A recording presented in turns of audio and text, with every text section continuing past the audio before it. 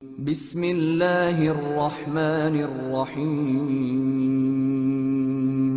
شروع اللہ کا نام لے کر جو بڑا مہربان نہایت رحم والا ہے۔ وہ قادر مطلق جو ہر خامی سے پاک ہے، ایک رات اپنے بندے کو مسجد حرام یعنی خانہ کعبہ سے مسجد اقصی یعنی بیت المقدس تک، جس کے چاروں طرف ہم نے برکتیں رکھی ہیں، لے گیا تاکہ ہم اسے اپنی قدرت کی نشانیاں دکھائیں۔ بے شک وہ سننے والا ہے، دیکھنے والا ہے۔ اور ہم نے موسیٰ کو کتاب عنایت کی تھی اور اس کو بنی اسرائیل کے لیے رہنما مقرر کیا تھا کہ میرے سوا کسی کو کارساز نہ ٹھہرانا۔ اے ان لوگوں کی اولاد جن کو ہم نے نوح کے ساتھ کشتی میں سوار کیا تھا، بے شک نوح ہمارے شکر گزار بندے تھے۔ اور ہم نے کتاب میں بنی اسرائیل سے کہہ دیا تھا کہ تم زمین میں 2 دفعہ فساد مچاؤ گے اور بڑی سرکشی کرو گے۔ پس جب پہلے وعدے کا وقت آیا تو ہم نے اپنے سخت لڑائی لڑنے والے بندے تم پر مسلط کر دیے، اور وہ شہروں کے اندر پھیل گئے، اور وہ وعدہ پورا ہو کر رہا۔ پھر ہم نے دوسری بار تم کو ان پر غلبہ دیا اور مال اور بیٹوں سے تمہاری مدد کی اور تم کو جماعت کثیر بنا دیا۔ اگر تم نیکوکاری کرو گے تو اپنی جانوں کے لیے کرو گے، اور اگر اعمال بد کرو گے تو ان کا وبال بھی تمہاری ہی جانوں پر ہوگا۔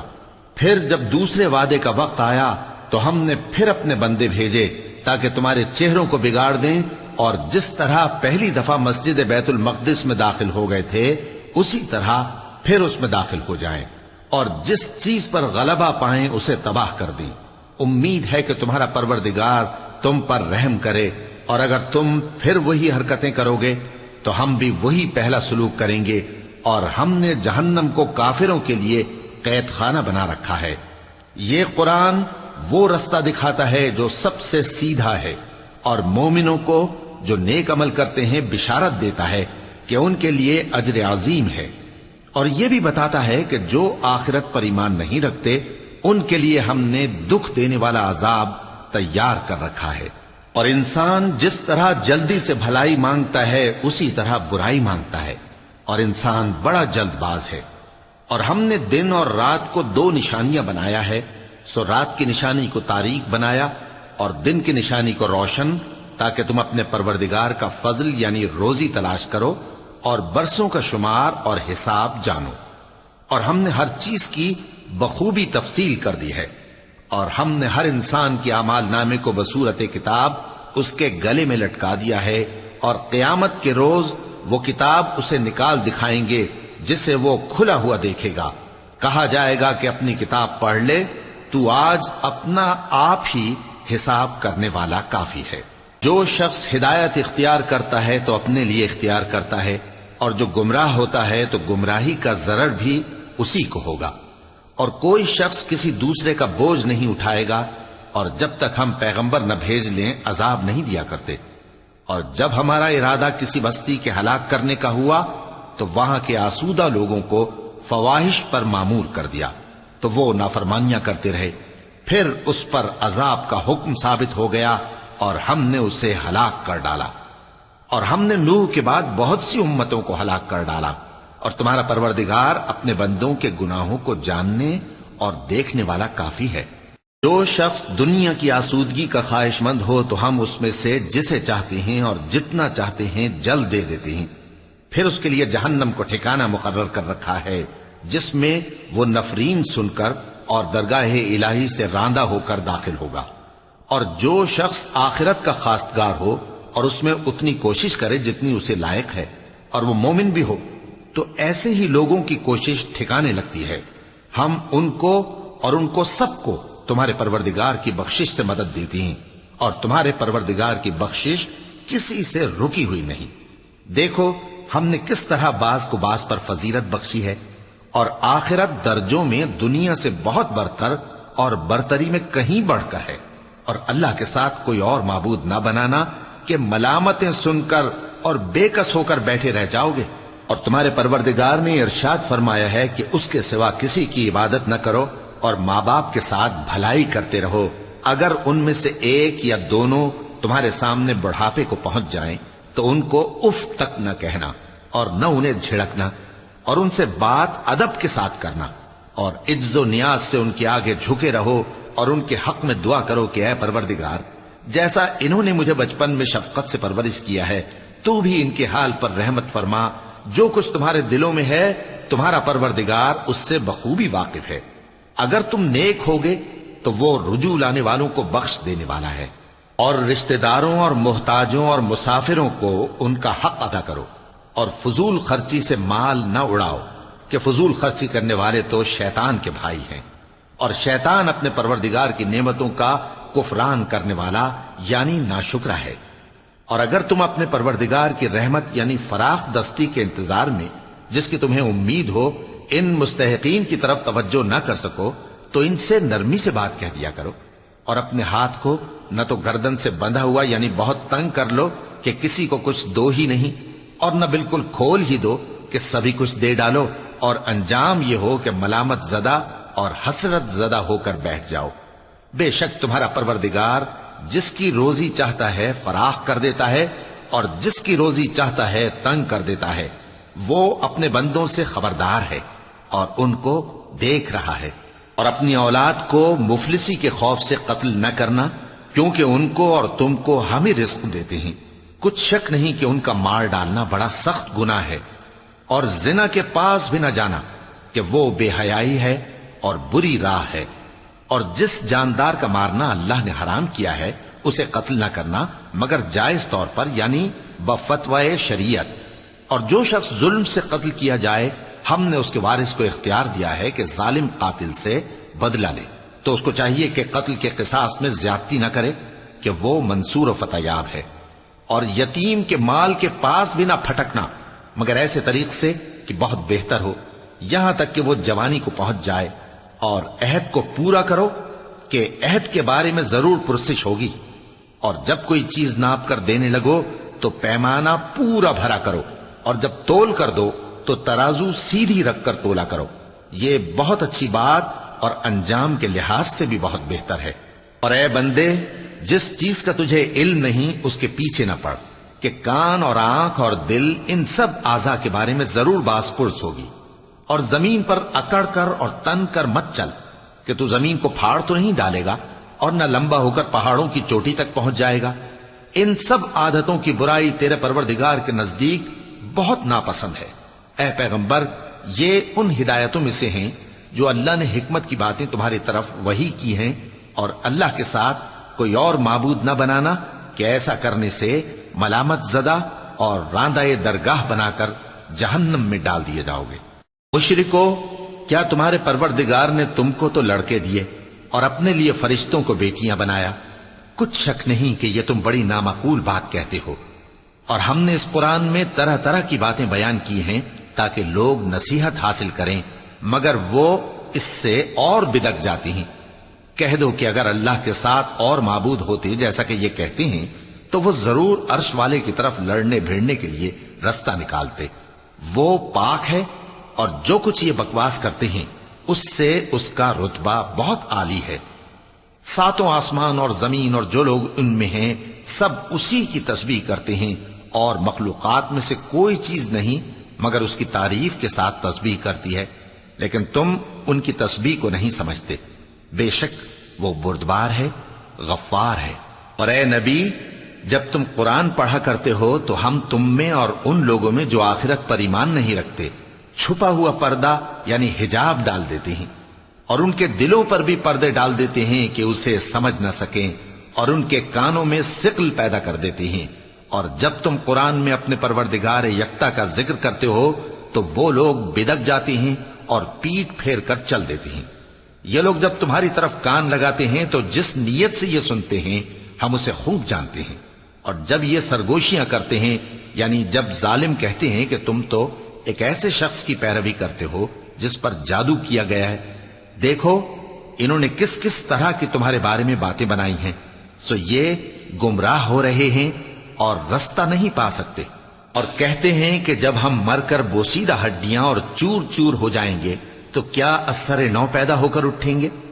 کہہ دو کہ خواہ تم پتھر ہو جاؤ یا لوہا یا کوئی اور چیز جو تمہارے نزدیک پتھر اور لوہے سے بھی زیادہ سخت ہو، جھٹ کہیں گے کہ بھلا ہمیں دوبارہ کون جلائے گا؟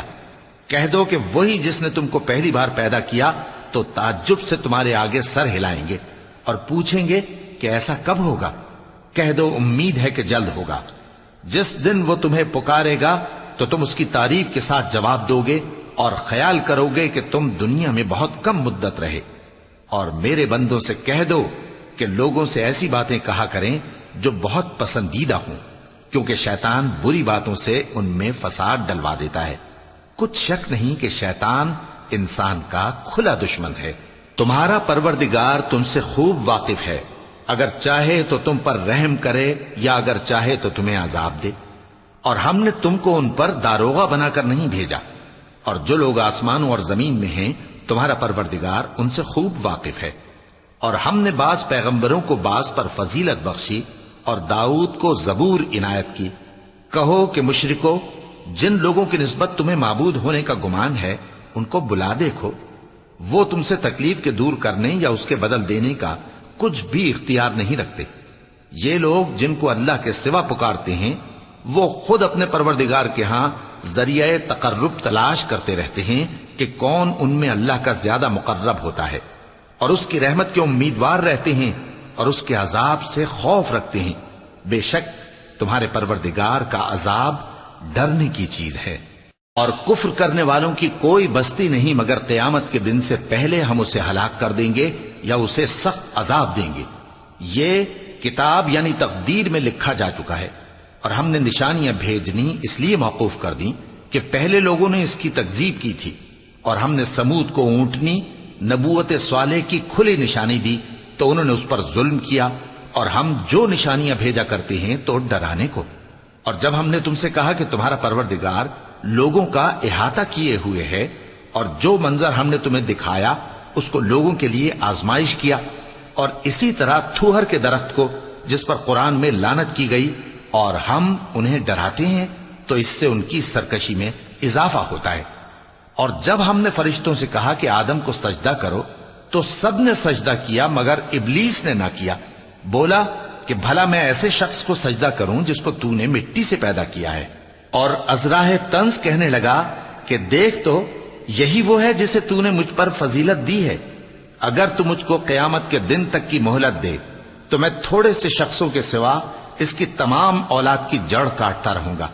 اللہ نے فرمایا یہاں سے چلا جا، جو شخص ان میں سے تیری پیروی کرے گا تو تم سب کی جزا جہنم ہے اور وہ پوری سزا ہے، اور ان میں سے جس کو بہکا سکے اپنی آواز سے بہکاتا رہے، اور ان پر اپنے سواروں اور پیادوں کو چڑھا کر لاتا رہے، اور ان کے مال اور اولاد میں شریک ہوتا رہے، اور ان سے وعدہ کرتا رہے، اور شیطان جو وعدے ان سے کرتا ہے سب دھوکہ ہے۔ جو میرے مخلص بندے ہیں ان پر تیرا کچھ زور نہیں، اور اے پیغمبر تمہارا پروردگار کارساز کافی ہے۔ تمہارا پروردگار وہ ہے جو تمہارے لیے سمندر میں کشتیاں چلاتا ہے تاکہ تم اس کے فضل سے روزی تلاش کرو، بے شک وہ تم پر مہربان ہے۔ اور جب تم کو سمندر میں تکلیف پہنچتی ہے یعنی ڈوبنے کا خوف ہوتا ہے تو جن کو تم پکارا کرتے ہو سب اس پروردگار کے سوا گم ہو جاتی ہیں۔ پھر جب وہ تم کو ڈوبنے سے بچا کر خشکی کی طرف لے جاتا ہے تو تم منہ پھیر لیتے ہو، اور انسان ہے ہی ناشکرا۔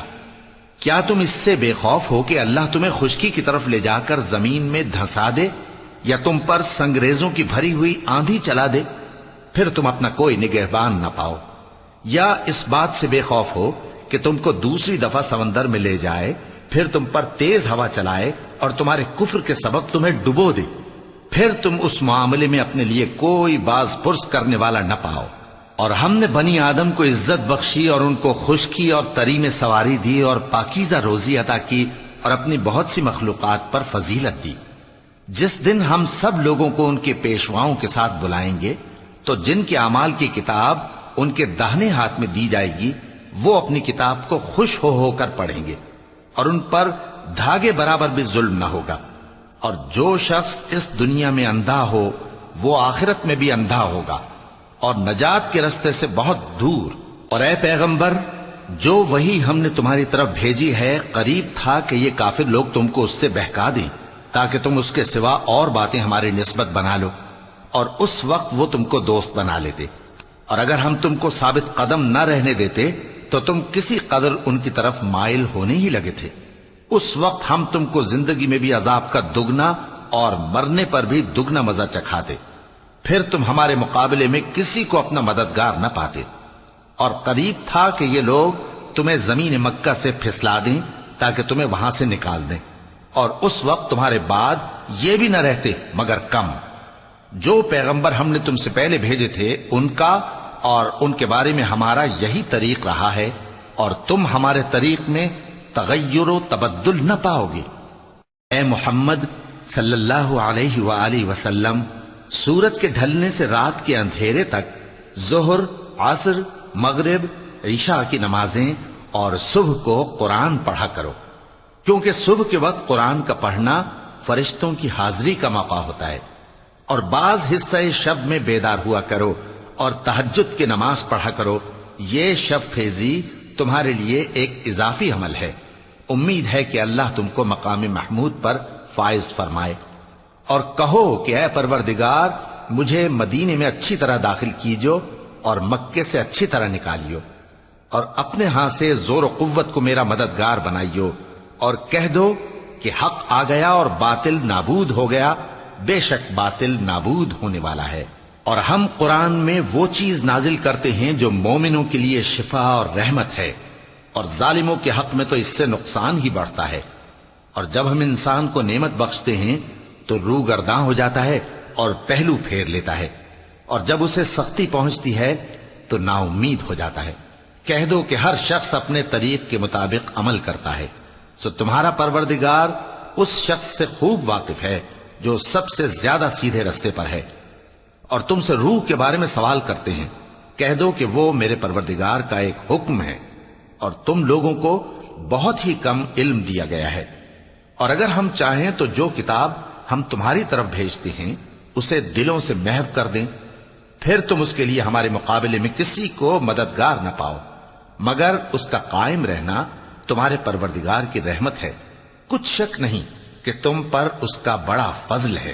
کہہ دو کہ اگر انسان اور جن اس بات پر مجتمع ہوں کہ اس قرآن جیسا بنا لائیں تو اس جیسا نہ لا سکیں گے، اگرچہ وہ ایک دوسرے کے مددگار ہوں۔